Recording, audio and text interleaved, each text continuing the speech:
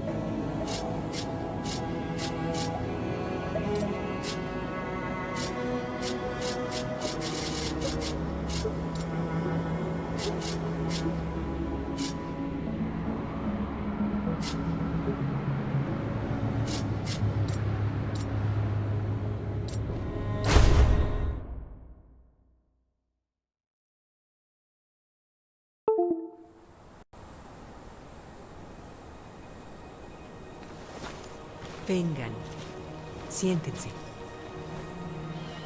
Escuchen todos. Escuchen bien. Esta noche les contaré la historia. La historia de la erosión.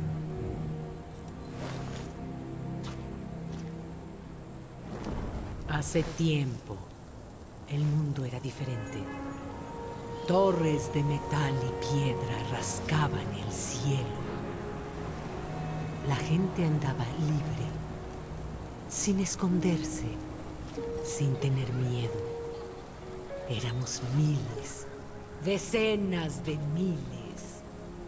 No como nuestras pequeñas tribus. Hasta que llegaron las bestias. Del interior de uno de los lugares corroídos. Nos cazaron. Nos obligaron a ocultarnos por las grietas. Llegaron las bestias por mandato, dirigidos por la voluntad de uno. El dragón. Él erosionó nuestro mundo y lo sigue erosionando desde la oscuridad. Eres el más valiente, pequeño. El más listo. El mejor. Cada año, en la oscuridad de los lugares corroídos, despierta la gran piedra.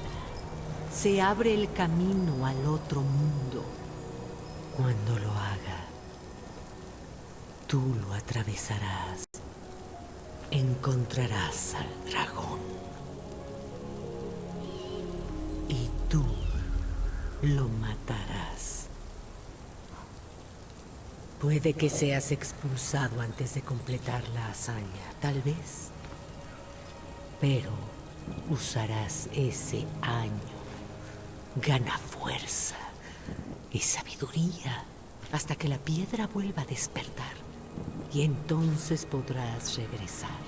Hasta tu último aliento regresa sin cesar. Hasta que el dragón muera. O mueras tú.